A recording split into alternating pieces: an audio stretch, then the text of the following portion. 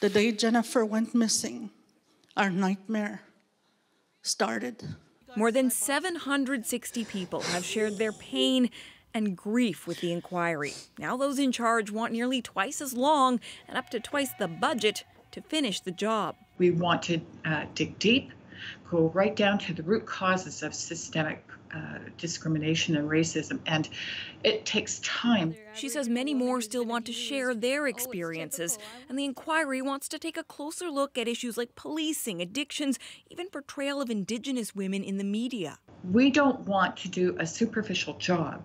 Ultimately, it will be up to the Prime Minister to decide whether to give them any extra time or money. CBC News has obtained a letter in which the inquiry asks for additional funding of up to $50 million for a process that has struggled with resignations and complaints from families. It's been a frustrating time, the lack of communication, the lack of transparency. Francine Joe says in a best-case scenario, the inquiry would be done by now, but she still supports the extension. So let's take the time to do a good job to ensure that this inquiry can have a successful report that will ensure the safety of our Indigenous women. Sandra Delarone works with families of the missing. She believes any extension needs to come with an improved approach. Families are still not being supported, and that has left, a deepening of the open trauma.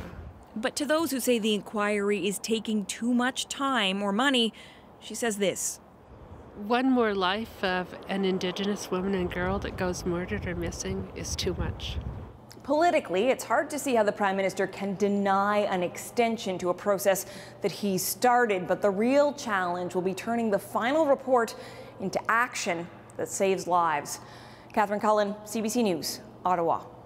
We have the Chief Commissioner herself joining us right now, Marion Buller. Commissioner Buller, first of all, thanks for making the time to talk to us. I'm hoping you can help us understand, with another 2 years and another $50 million, how is it materially that you think the outcome will be different? The outcome will be different primarily because we'll be able to do more depth in our investigation. It'll allow us also to do more research. It will allow us to hear from more people. We'll be able to do greater work in areas like child welfare, healthcare providers, addictions, coroners, in addition to what we had already planned in the way of investigating policing, human rights, and racism.